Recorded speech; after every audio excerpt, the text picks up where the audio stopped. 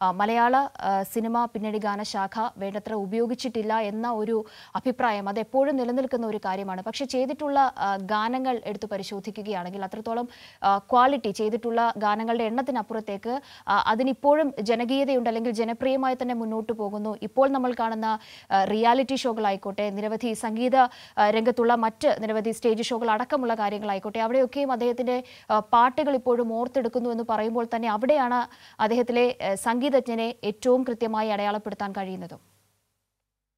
ഇതിപ്പോൾ കൈതപ്രം പറഞ്ഞു തന്നെയാണ് അതിൻ്റെ ഏറ്റവും വലിയ ഒരു പ്രധാനപ്പെട്ട കാര്യം. കാരണം ബാലമുരളീകൃഷ്ണയുടെയും ചെമ്പയുടെയൊക്കെ ശിഷ്യനായിരുന്നു അദ്ദേഹം. ആ രീതിയിൽ നോക്കുമ്പോൾ ഒരു വലിയ അഗ്നിയിൽ നിന്നും പടർന്നു വന്ന ഒരു ചെറിയ ജ്വാലയായി വന്ന് പിന്നീട് അത് മലയാള സിനിമയ്ക്ക് ഒരു മികച്ച സംഗീത നാളമായി മാറിയ ഒരു തിരുനാളം എന്ന് വേണമെങ്കിൽ അദ്ദേഹത്തെ പറയാം. അതുകൊണ്ട് തന്നെ അദ്ദേഹം ഒരിക്കലും മോശമാവാൻ തരമില്ല എന്ന് നമുക്കറിയാമല്ലോ. അതുകൊണ്ട് തന്നെയാണ് അദ്ദേഹത്തിൻ്റെ പാട്ടുകളിലായാലും അദ്ദേഹത്തിൻ്റെ ക്ലാസിക്കൽ സംഗീത രീതികളിലായാലും അദ്ദേഹം കൊണ്ടുവന്ന ഒരു ശൈലിയിലായാലും എല്ലാം നമുക്ക് കാണാൻ പറ്റുന്നത് അതുതന്നെയാണ്. ഒരുപക്ഷെ സാധാരണ പ്രേമികൾക്ക് അദ്ദേഹത്തെ ഒരു കാലത്ത്, ഇപ്പോൾ സംഗീത കച്ചേരികളൊക്കെ വലിയ രീതിയിൽ ജനപ്രിയമായിരുന്ന ഒരു കാലഘട്ടം ഉണ്ടായിരുന്നു. പ്രത്യേകിച്ചും ക്ഷേത്രോത്സവ വേദികളിലൊക്കെ, അമ്പലപ്പറമ്പുകളിലൊക്കെ അത് വലിയ രീതിയിൽ പ്രേക്ഷക സ്വീകാര്യത ഉണ്ടായിരുന്ന ഒരു കാലഘട്ടത്തിൻ്റെ ഒരു സംഗീതകാരൻ കൂടിയായിരുന്നു അദ്ദേഹം. ഒരുപക്ഷെ ആ തലമുറയിലെ അവസാന കണ്ണികളിൽ ഒരാൾ എന്ന് വേണമെങ്കിൽ നമുക്ക് അദ്ദേഹത്തെ വിശേഷിപ്പിക്കാം. ആ ഒരു കാലഘട്ടത്തിൽ ഒരുപാട് ജനപ്രിയത നേടിയിരുന്നു അദ്ദേഹത്തിൻ്റെ ഈ സംഗീത കച്ചേരികളെല്ലാം തന്നെ. ഇപ്പോൾ ദേവരാജൻ മാഷിൻ്റെയൊക്കെ കാര്യം നമ്മൾ പറയുന്ന പോലെ ഒരുപക്ഷെ ആ ഒരു പാരമ്പര്യത്തിൽ അതോട് ചേർത്ത് വെക്കേണ്ട ഒരു പേര് കൂടിയാണ് ജയവിജയ ജയൻ്റേത്. പക്ഷേ ഈ പറഞ്ഞ പോലെ അദ്ദേഹം മറ്റൊരു മേഖലയിലൂടെ സഞ്ചരിച്ചു. പിന്നീട് ഭക്തിഗാന രംഗത്ത് ഒരുപക്ഷെ ഇന്ന് നമ്മുടെ സാധാരണ ശ്രോതാക്കൾക്ക് അല്ലെങ്കിൽ സാധാരണ മലയാളിക്ക്, ഒരു ശരാശരി മലയാളിയെ സംബന്ധിച്ചോളം അദ്ദേഹത്തെ ഒരുപക്ഷെ അറിയപ്പെടുക അദ്ദേഹത്തിൻ്റെ ഭക്തിഗാനങ്ങളിലൂടെ ആയിരിക്കും. പ്രത്യേകിച്ച് 1988 പുറത്തു വന്ന എസ് രമേശൻ നായരുമൊത്ത് അദ്ദേഹം തയ്യാറാക്കിയ മയിൽപീലി എന്ന് പറയുന്ന പ്രശസ്തമായ ഒരു ആൽബം നമ്മുടെ സായാഹ്നങ്ങളിലൊക്കെ, ഇപ്പോൾ എൻ്റെയും കാവ്യയുടെയൊക്കെ കുട്ടിക്കാലത്ത് ഒരുപക്ഷെ ഇപ്പോഴും നമ്മുടെ സായാഹ്നങ്ങളിലൊക്കെ ഈ ക്ഷേത്രങ്ങളിൽ നിന്നും കേൾക്കുന്ന പല പാട്ടുകളും, രാധതൻ പ്രേമത്തോടാണോ കൃഷ്ണ എന്ന് തുടങ്ങുന്ന പാട്ട്, അല്ലെങ്കിൽ ചെമ്പയ്ക്ക് നാദം നിലച്ചപ്പോൾ തൻ്റെ, അങ്ങനെ ഒരുപാട് പാട്ടുകൾ, ഗുരുവായൂരപ്പ നിൻ മുന്നിൽ ഞാൻ എരിയുന്നു കർപ്പൂരമായി, അങ്ങനെ കുറേ പാട്ടുകൾ, ആ ഒരു ആൽബത്തിലെ പാട്ടുകളെല്ലാം തന്നെ സൂപ്പർ ഹിറ്റായിരുന്നു. ഒരുപക്ഷെ വിവിധ തലമുറകളുടെ ബാല്യകാലങ്ങളെ ഒരുപക്ഷെ കുളിരണിയിച്ച പാട്ടുകൾ, ഇന്നും ഒരുപക്ഷെ നമ്മളെ ഗൃഹാതുരത്വമായി ഏതൊക്കെയോ ഓർമ്മകളിലേക്ക് കൊണ്ടുപോകുന്ന കുറേ നല്ല പാട്ടുകളായിരുന്നു അദ്ദേഹം നൽകിയത്. ഒരുപക്ഷെ ഏതൊരു ചലച്ചിത്ര ഗാനത്തെയും വെല്ലുന്ന രീതിയിൽ ഒരുപക്ഷെ സിനിമാ പാട്ടുകൾ നമ്മുടെ ആത്മാവിനോടൊപ്പം അല്ലെങ്കിൽ നമ്മുടെ ജീവിതത്തിലെ ഓരോ സ്വകാര്യ നിമിഷങ്ങളോടൊപ്പം എത്രമാത്രം ചേർന്ന് നിൽക്കുന്നു, അതുപോലെയോ അല്ലെങ്കിൽ അതിനപ്പുറമോ ഈ പാട്ടുകൾ അത് ഭക്തി ഉള്ളവർക്കും ഭക്തിയില്ലാത്തവർക്കും, അതിന് ഈശ്വര വിശ്വാസിയെന്നോ നിരീശ്വരവാദിയെന്നോ വ്യത്യാസമില്ല. കാരണം സംഗീതത്തെ സ്നേഹിക്കുന്ന, സംഗീതത്തെ ഇഷ്ടപ്പെടുന്ന, സംഗീതം ആസ്വദിക്കുന്ന എല്ലാവരുടെ ഉള്ളിലും ആ പാട്ടുകൾ കാലാതീതമായി ഇന്നും നിറഞ്ഞു നിൽക്കുന്നു. അതാണ് അദ്ദേഹത്തിൻ്റെ ഏറ്റവും വലിയ പ്രത്യേകത. അല്ലാതെ ഒരുപാട് അയ്യപ്പ ഭക്തിഗാനങ്ങൾ അദ്ദേഹം സൃഷ്ടിച്ചിട്ടുണ്ട്. അദ്ദേഹത്തിൻ്റെ ഈ ഭക്തിഗാനങ്ങളിൽ തുടക്കം തന്നെ അയ്യപ്പസ്വാമിക്ക്, അദ്ദേഹത്തിൻ്റെ ഇഷ്ടപ്പെട്ട ദൈവമായ അയ്യപ്പസ്വാമിക്ക് അനുഗ്രഹം അദ്ദേഹത്തിന് നേർന്നുകൊണ്ടായിരുന്നു. അത് ഒരു നിവേദ്യം എന്ന രീതിയിലായിരുന്നു അദ്ദേഹത്തിൻ്റെ ഒരു തുടക്കം എല്ലാം തന്നെ. ഞാൻ നേരത്തെ പറഞ്ഞു നിർത്തിയ ശ്രീകോവിൽ നട തുറന്നു എന്ന് പറയുന്ന ആ ഗാനത്തെക്കുറിച്ചാണ്. ഒരുപക്ഷെ ശബരിമല ക്ഷേത്രത്തിൽ ഇപ്പോഴും നട തുറക്കുമ്പോൾ ഈ പാട്ടാണ് കേൾപ്പിക്കാറ് ഉള്ളത് എന്നാണ് അറിയാൻ പറ്റുന്നത്. അദ്ദേഹം സിനിമാ രംഗത്ത് വലിയ രീതിയിൽ ഒരു കാലഘട്ടമൊന്നും അദ്ദേഹത്തിന് ഉണ്ടായിരുന്നില്ലെങ്കിൽ അദ്ദേഹം സിനിമാ മേഖലയെ സ്പർശിക്കാതെ പോയിരുന്നും ഇല്ല. അദ്ദേഹം ഏതാണ്ട് ഒരു 20ഓളം സിനിമകളിൽ, ഒരു 80 കാലഘട്ടങ്ങളിൽ, 1980 കാലഘട്ടങ്ങളിലൊക്കെ ഏതാണ്ട് 20ഓളം സിനിമകളിൽ അദ്ദേഹം പാട്ടുകൾ ചെയ്തിരുന്നു. പ്രത്യേകിച്ച് ബിച്ചു തിരുമലയോടത്താണ് ഏറ്റവും കൂടുതൽ പാട്ടുകൾ അദ്ദേഹം ചെയ്തിട്ടുള്ളത് സിനിമ രംഗത്ത്. അതിൽ തന്നെ നക്ഷത്രദീപങ്ങൾ തിളങ്ങി, അതുപോലെ ഹൃദയം, ദേവാലയം തുടങ്ങിയ പാട്ടുകളൊക്കെ വളരെ സൂപ്പർ ഹിറ്റായ പാട്ടുകളായിരുന്നു. അദ്ദേഹത്തെ ജീവിതത്തിൽ ഈ പറഞ്ഞ പോലെ യേശുദാസിൻ്റെ ശബ്ദം ഒരുപക്ഷെ ഭക്തിഗാന മേഖലയിൽ ഏറ്റവും കൂടുതൽ ഉപയോഗിച്ചിട്ടുള്ളത് ഇദ്ദേഹമായിരുന്നു, KG ജയൻ തന്നെയായിരുന്നു. അത് നേരത്തെ സൂചിപ്പിച്ച നമ്മുടെ ഈ മയിൽപീലി അടക്കമുള്ള ആൽബങ്ങളിലൂടെ ആ പാട്ടുകൾ ഇന്നും വളരെ നിത്യഹരിത ഗാനങ്ങളായി നമ്മുടെ ആസ്വാദകരുടെ മനസ്സിൽ നിറഞ്ഞു നിൽക്കുന്നു എന്നുള്ളതാണ് ഏറ്റവും വലിയ കാര്യം. യേശുദാസിൻ്റെ ഭക്തിഗാനങ്ങളിലൂടെ യേശുദാസിന് മറ്റൊരു പ്രതിച്ഛായ ഉണ്ടാക്കിക്കൊടുത്തതിൽ പ്രധാനി KG ജയൻ തന്നെയാണ് എന്ന് പറയാം. അതിൽ ഗാനരചയിതാക്കളായി വന്ന ധാരാളം പേരുണ്ട്. രമേശൻ നായരുമൊത്താണ് അദ്ദേഹം ഒരുപക്ഷെ ഏറ്റവും കൂടുതൽ ഹിറ്റ് പാട്ടുകൾ പ്രത്യേകിച്ച് ഭക്തിഗാന മേഖലയിൽ ചെയ്ത്. മറ്റുള്ള ഗാനരചയിതാക്കളോടൊപ്പം വയലാർ ശരത്ചന്ദ്രവർമ്മ ഉൾപ്പെടെയുള്ള ആൾക്കാരോടൊത്ത് അദ്ദേഹം ചെയ്തിട്ടുണ്ട്. ഇപ്പം മദഗജ മുഖനെ, ഗിരിജാസുധനെ പോലുള്ള ഭക്തിഗാനങ്ങൾ, അങ്ങനെ ഒരുപാട് പാട്ടുകൾ അദ്ദേഹം ചെയ്തു. അദ്ദേഹം നേരത്തെ നമ്മൾ സൂചിപ്പിച്ച പോലെ ഇപ്പോൾ ജോൺസൺ മാഷിനെയും രവീന്ദ്രൻ മാഷുമൊക്കെ ഒരു സിനിമാ മേഖലയിലൂടെ നമ്മുടെ ഒരു സാംസ്കാരിക ആസ്വാദന സംഗീത രീതിയുടെ ഭാഗമായിട്ടുണ്ട് എങ്കിൽ ഇദ്ദേഹം മറ്റൊരു മേഖലയിലുണ്ടായിരുന്നു. അദ്ദേഹം ശാസ്ത്രീയ സംഗീത മേഖലയിലൂടെയും അതുപോലെ ഭക്തിഗാന മേഖലയിലൂടെയും ആ രീതിയിൽ സമാന്തരമായി മറ്റൊരു മേഖലയിലൂടെ അദ്ദേഹം സഞ്ചരിച്ചു. അദ്ദേഹത്തിൻ്റേതായ ഒരു ജനപ്രിയത നേടിയെടുക്കുകയായിരുന്നു. അദ്ദേഹത്തിന് രാജ്യം പത്മശ്രീ നൽകി ആദരിച്ചിട്ടുണ്ട്, നിരവധി അവാർഡുകൾ സമ്മാനിച്ചിട്ടുണ്ട്. പക്ഷേ എല്ലാത്തിനും ഉപരി അദ്ദേഹം വ്യക്തിജീവിതത്തിൽ പുലർത്തിയിരുന്ന ചില ലാളിത്യങ്ങൾ, മിതത്വങ്ങൾ, അങ്ങനെ ഉള്ള കുറേ കാര്യങ്ങളുണ്ട്. ഒപ്പം ഈ പറഞ്ഞ പോലെ സംഗീതത്തിന് വേണ്ടിയുള്ള ഒരു ഉപാസന, അതുതന്നെയായിരുന്നു അദ്ദേഹത്തിൻ്റെ ഏറ്റവും വലിയ പ്രത്യേകത. അത് കുട്ടിക്കാലം മുതൽ, നേരത്തെ നമ്മൾ പറഞ്ഞത് 6-ാമത്തെ വയസ്സ് മുതൽ സംഗീതം പഠിച്ചു തുടങ്ങിയ ആളാണ്. ആ 6 വയസ്സ് മുതൽ ഇപ്പോൾ ഏറ്റവും കൂടുതൽ കഴിഞ്ഞ വർഷമാണ് അദ്ദേഹത്തിൻ്റെ നവതി ആഘോഷങ്ങൾ നടന്നത് 2023. ഇപ്പോൾ അദ്ദേഹം 90 പിന്നിട്ട ഈ വേളയിൽ അദ്ദേഹം ഒരുപക്ഷെ യാത്രയാകുന്ന സമയത്തും ഈ അവസാന നിമിഷം വരെയും ഒരു തികഞ്ഞ സംഗീത ഉപാസകനായിരുന്നു എന്ന് തന്നെ നമുക്ക് പറയാം.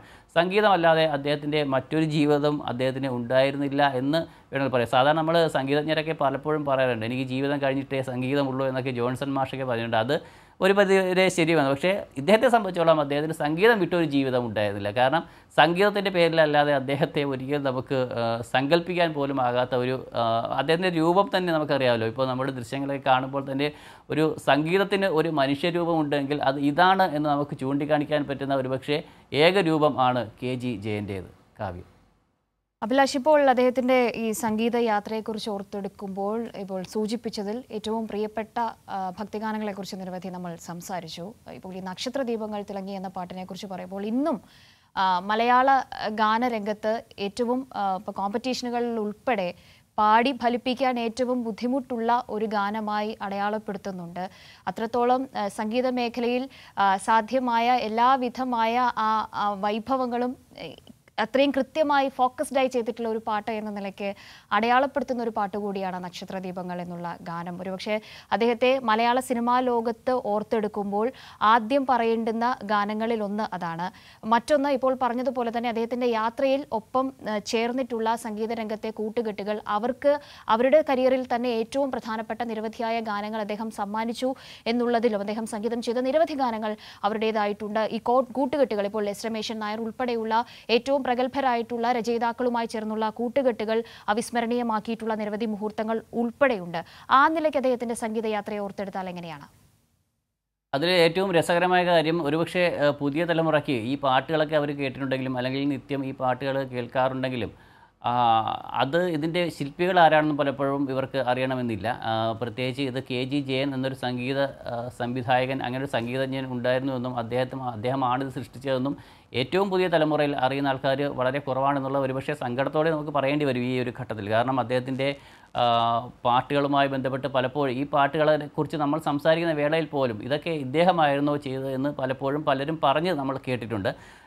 അത് ഒരുപക്ഷെ അതിൻ്റെ സങ്കടകരമായ ഒരു കാര്യമാണ്. പക്ഷേ അതൊന്നും അദ്ദേഹത്തിന് ഇപ്പോൾ KG ജയൻ എന്ന വ്യക്തിയെ സംബന്ധിച്ചോളം അദ്ദേഹം പല ഇൻ്റർവ്യൂകളിലും അദ്ദേഹത്തെ അവഗണിച്ചുവെന്നോ അല്ലെങ്കിൽ അദ്ദേഹത്തിന് വേണ്ട പരിഗണന ലഭിക്കുന്നോ എന്നുള്ള പരാതികളോ പരിഭവങ്ങളൊന്നും അദ്ദേഹം ഒരിക്കലും ആരോടും പറഞ്ഞില്ല. അദ്ദേഹം തികഞ്ഞൊരു സംഗീതോപാസകനായി സംഗീതത്തിൽ മാത്രം ജീവിതം അർപ്പിച്ച് അതിൽ മാത്രം ഏകാഗ്രതയോടെ മുന്നോട്ട് പോയ ഒരു വ്യക്തിയായിരുന്നു.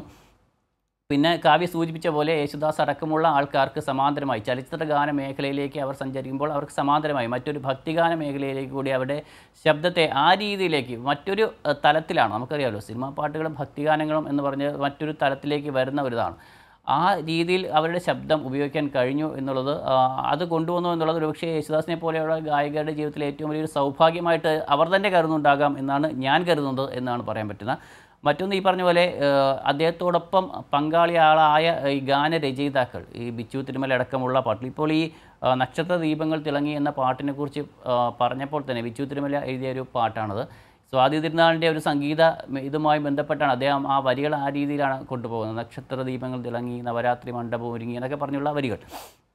ആ പാട്ടുകൾ ഒരു ക്ലാസിക്കൽ ടച്ചുള്ള പാട്ടുകളാണ്. ഒരുപക്ഷെ എനിക്ക് തോന്നുന്നു ഈ ശാസ്ത്രീയ സംഗീതകാരൻ എന്നൊരു പേര് എടുത്തത് കൊണ്ടായിരിക്കാം ഒരുപക്ഷെ ഈ ചലച്ചിത്ര ഗാന മേഖല അദ്ദേഹത്തെ വലിയ രീതിയിൽ ഒരു പരിഗണന നൽകാത്തത്. കാരണം അദ്ദേഹത്തിന് കിട്ടിയിട്ടുള്ള പാട്ടുകൾ പോലും ഈ ശാസ്ത്രീയ സംഗീതത്തിൽ ബേസ് ചെയ്തുള്ള പാട്ടുകൾ. ഒരുപക്ഷെ മറ്റൊരു രീതിയിലുള്ള പാട്ടുകൾ ഒരുക്കാൻ അദ്ദേഹത്തിന് കഴിഞ്ഞില്ലെങ്കിലോ എന്നൊരു ആശങ്ക ഒരുപക്ഷെ അന്നത്തെ സംഗീത സംവിധായകർക്കുണ്ടായിരിക്കാം. അതൊക്കെ ഒരുപക്ഷെ തെറ്റായ ഒരു ധാരണയാണ്. പക്ഷേ എങ്കിൽ പോലും നമ്മളൊരു മേഖലയിൽ ആ രീതിയിൽ തിളങ്ങിക്കഴിഞ്ഞാൽ, ഇപ്പോൾ എപ്പോഴും പറയാറുണ്ട് ഒരു സിനിമയിൽ വില്ലനായിട്ട് വന്നു കഴിഞ്ഞാൽ പിന്നെ അയാൾക്ക് എപ്പോഴും വില്ലൻ വേഷമേ കിട്ടൂ എന്ന് പറയുന്ന പോലെ ആ രീതിയിൽ ഒരുപക്ഷെ ഒരു പാർശ്വവൽക്കരിക്കപ്പെട്ട് പോയതാകാം അദ്ദേഹം സിനിമാ രംഗത്ത്. പിന്നെ എനിക്ക് തോന്നുന്നു സിനിമാ മേഖല അദ്ദേഹത്തെ ആകർഷിച്ചിട്ടുണ്ട്, എത്രമാത്രം പ്രലോഭിപ്പിച്ചിട്ടുണ്ട് എന്നുള്ള കാര്യവും നമ്മൾ ഓർക്കേണ്ടതാണ്. ഒരുപക്ഷെ അദ്ദേഹത്തിൻ്റെ പല ഇൻ്റർവ്യൂകളിൽ നിന്നും എനിക്ക് മനസ്സിലാക്കാൻ കഴിയുന്നത് ചലച്ചിത്ര ഗാനങ്ങൾ ആ രീതിയിൽ അദ്ദേഹത്തെ അങ്ങനെ ആകർഷിച്ചിട്ടൊന്നുമില്ല, അല്ലെങ്കിൽ ആ സിനിമ ഗാനമേഖല വലിയ രീതിയിൽ ഒരു പ്രലോഭനമൊന്നും അദ്ദേഹത്തിന് നൽകിയിട്ടില്ല. അദ്ദേഹത്തിന് അല്പം കൂടി ഇഷ്ടം ഈ ഒരു ക്ലാസിക്കൽ സംഗീത മേഖലയും പിന്നീട് ഈ ഭക്തിഗാന ഒരു ത്തിൻ്റേതായ ഒരു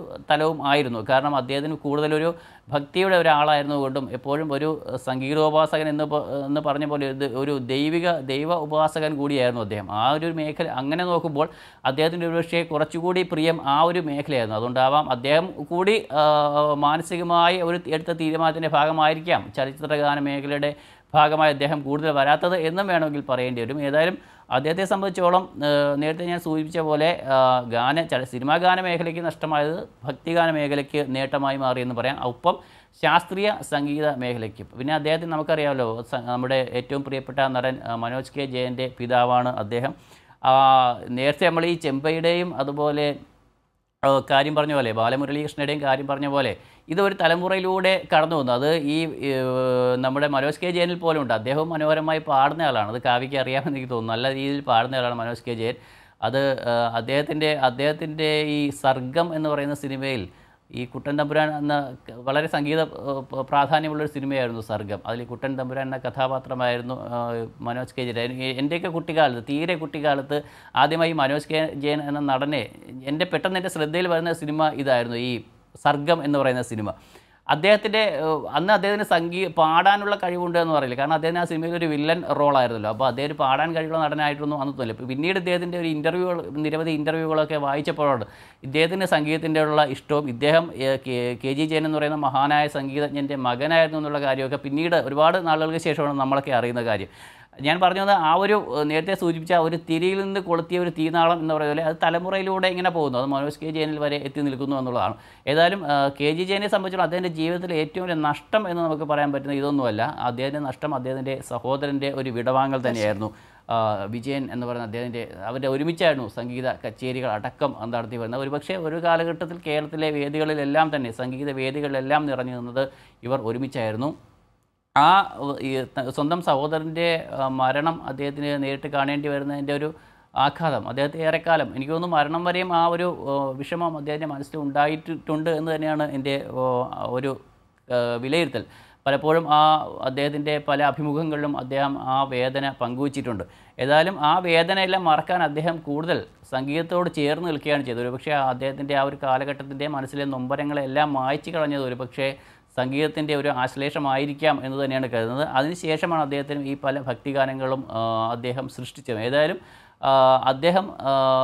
അദ്ദേഹത്തിന് പിന്നീട് നമ്മളെപ്പോഴും പറയാറുള്ളത് ഒരു വ്യക്തിക്ക് അദ്ദേഹം അർഹിക്കുന്ന ഒരു പരിഗണന അല്ലെങ്കിൽ അംഗീകാരങ്ങൾ നമ്മുടെ സാംസ്കാരിക ലോകം നൽകിയിട്ടുണ്ടോ എന്നാണ്. അത് അത്തരം ചർച്ചകളിൽ എത്രമാത്രം കാര്യമുണ്ടെന്ന് നമുക്ക് പറയാൻ പറ്റില്ല. കാരണം അദ്ദേഹം നൽകിയ ഏറ്റവും വലിയ സംഭാവന അദ്ദേഹത്തിൻ്റെ ഈ സംഗീത ശില്പങ്ങളാണ്. അതിനേക്കാൾ വലിയൊരു സംഭാവന അദ്ദേഹം നൽകാൻ ആ പാട്ടുകളെ ഹൃദയത്തോട് ചേർത്ത് വെച്ച പ്രേക്ഷകരാണ്. അതുതന്നെയാണ് അദ്ദേഹത്തിന് കിട്ടിയ ഏറ്റവും നല്ല അംഗീകാരം. അതിന് എത്രമാത്രം അവാർഡുകൾ കൊടുത്താലും എന്തെല്ലാം അംഗീകാരങ്ങളും അനുമോദനങ്ങളും കൊടുത്താലും സംഗീതം എന്നൊക്കെ പറയുന്നത് അദ്ദേഹത്തിന്റെ കാര്യത്തിൽ എത്രത്തോളം കൃത്യമാണ് എന്നുള്ള ഒരു അടയാളപ്പെടുത്തൽ കൂടിയാണ് അഭിലാഷ് ഇപ്പോൾ നടത്തിയത്. ഇപ്പോൾ അഭിലാഷ് പറഞ്ഞു നിർത്തിയെടുത്ത് തന്നെയാണ് അതിൽ ഏറ്റവും പ്രസക്തമായ കാര്യം. പലരും ഇത് അദ്ദേഹത്തിന്റെ ഗാനമാണ് എന്നറിയാതെ തന്നെ ഏറ്റുപാടുകയും ദിവസങ്ങളിലും എല്ലാ ദിവസവും അവരുടെ ഒരു ശീലത്തിന്റെ ഭാഗമായി പോലും കേൾക്കുന്ന നിരവധിയായിട്ടുള്ള അത് ഭക്തിഗാനങ്ങളായിക്കോട്ടെ മറ്റുള്ള ഗാനങ്ങളായിക്കോട്ടെ ഇതിലെല്ലാത്തിലും ജയവിജയന്മാരുടെ ഒരു കയ്യൊപ്പുണ്ട്. അതിൽ കെ ജി ജയൻ എന്ന് പറയുന്ന ആ ഒരു ഇപ്പോൾ വിടവാങ്ങിയിരിക്കുന്ന ആ ഒരു സംഗീതജ്ഞന്റെ വലിയൊരു കയ്യൊപ്പുണ്ട്, അടയാളപ്പെടുത്തൽ ഉണ്ട് എന്നത് തിരിച്ചറിയാതെ തന്നെ അദ്ദേഹത്തെ ഏറ്റുപാടുന്ന അദ്ദേഹത്തിന്റെ സംഗീതത്തെ സ്നേഹിക്കുന്നതായിരിക്കാം യഥാർത്ഥത്തിൽ ഒരുപക്ഷെ അദ്ദേഹത്തിന്റെ 60 വർഷം നീണ്ട സംഗീത ജീവിതത്തിന് നമ്മൾ കൊടുക്കുന്ന ഏറ്റവും വലിയ അംഗീകാരവും. അതുതന്നെയാണ് അദ്ദേഹത്തിന് കൊടുക്കാവുന്ന ഏറ്റവും വലിയ അംഗീകാരം. അദ്ദേഹത്തിന് നമ്മൾ പൊതുവെ കലാകാരന്മാരെല്ലാം യാത്രയാവുന്നൊരു സമയത്ത് പറയാറുണ്ട് അദ്ദേഹത്തിന് അർഹിച്ച അംഗീകാരം കേരളം നൽകിയിരുന്നോ എന്നൊക്കെയുള്ള. ഈ പറഞ്ഞ പോലെ അദ്ദേഹത്തിന് കിട്ടേണ്ടിയിരുന്ന ഏറ്റവും വലിയ അംഗീകാരം അദ്ദേഹത്തിൻ്റെ പാട്ടുകളെ ഹൃദയത്തോട് ചേർത്ത് പിടിച്ച് വയ്ക്കുന്ന ആസ്വാദകർ തന്നെയാണ്. അതിനപ്പുറം അദ്ദേഹത്തിന് വേറെ ഒരു അംഗീകാരവും കിട്ടാനില്ല.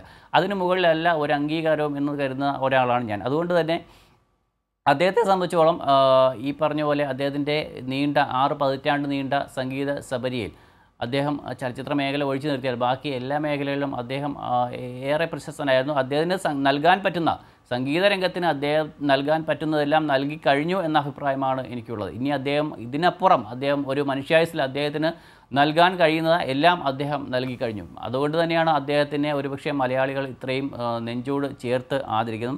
അദ്ദേഹത്തിൻ്റെ പാട്ടുകളും അദ്ദേഹത്തിൻ്റെ ഈ പല ഭക്തിഗാനങ്ങളുമൊക്കെ അദ്ദേഹത്തിൻ്റേതാണോ അല്ലയോ എന്നൊരു സംശയം പുതിയ തലമുറയിൽ പലർക്കും ഉണ്ട്. അതൊരു പക്ഷേ തലമുറ മാറ്റത്തിൻ്റെ ഒരു പ്രത്യേകതയായിട്ട് മാത്രമാണ് നമുക്ക് കരുതാൻ പറ്റുക. കാരണം അല്പം കൂടി ഇപ്പോൾ എൻ്റെയൊക്കെ ഒരു കുട്ടിക്കാലത്താണ് ഇദ്ദേഹത്തിൻ്റെ പാട്ടുകൾ നമ്മൾ കേട്ട് വരുന്നത്. പ്രത്യേകിച്ചും ആകാശവാണിയിലൊക്കെ ഇത്തരം പാട്ടുകൾ, ആകാശവാണിയുടെയൊക്കെയും റേഡിയോയുടെയൊക്കെ സുവർണ്ണ കാലഘട്ടത്തിൽ നമ്മൾ ഈ പ്രഭാതപേരി പോലെയുള്ള അങ്ങനെയുള്ള പരിപാടികളിലൊക്കെ കേട്ട് വന്നത് ഇദ്ദേഹത്തിൻ്റെ ഭക്തികളാണ്. ആ ഒരു തലമുറയ്ക്ക് സംബന്ധിച്ചോളം അവരുടെയൊക്കെ മനസ്സിലായിരിക്കും കൂടുതൽ അദ്ദേഹത്തിൻ്റെ പാട്ടുകൾ ഉണ്ടാകുക. മറ്റുള്ളവർ ഈ പറഞ്ഞ പോലെ അല്പം കൂടി മുതിരുമ്പോൾ നമ്മൾ ഈ ക്ഷേത്രങ്ങളിലൊക്കെ കേട്ട് വരുന്ന ഉച്ചഭാഷയിലൂടെ വരുന്ന ഈ പാട്ടുകൾ രാധവൻ പ്രേമത്തോടാണോ അല്ലെങ്കിൽ ഗുരുവായൂരപ്പ നിൻ മുന്നിൽ അങ്ങനെയുള്ള കുറേ പാട്ടുകൾ ഇതെല്ലാം തന്നെ സൃഷ്ടിച്ചെടുത്ത ഒരുപക്ഷെ നമ്മുടെയൊക്കെ ബാല്യകാലങ്ങളുടെ ഏറ്റവും വലിയൊരു ഭാഗ്യം അല്ലെങ്കിൽ സൗഭാഗ്യം എന്ന് പറയുന്നത് ഇതായിരുന്നു. ഇവരുടെയൊക്കെ കാലഘട്ടത്തിൽ ജീവിക്കാനായി, ഇവരുടെയൊക്കെ പാട്ടുകൾ, ഇവരുടെയൊക്കെ സംഗീതം ആസ്വദിക്കാനായി. തീർച്ചയായും അഭിലാഷ്, ഇപ്പോൾ പറഞ്ഞ് നിർത്തിയത് ഏറ്റവും പ്രസക്തമായ കാര്യമാണ്. ലെജൻസ് എന്ന് നമ്മൾക്ക് അടയാളപ്പെടുത്താവുന്ന ഒരു സെറ്റ് ഓഫ് അല്ലെങ്കിൽ ഒരു വിഭാഗം സംഗീതജ്ഞർ നമുക്കുണ്ട്.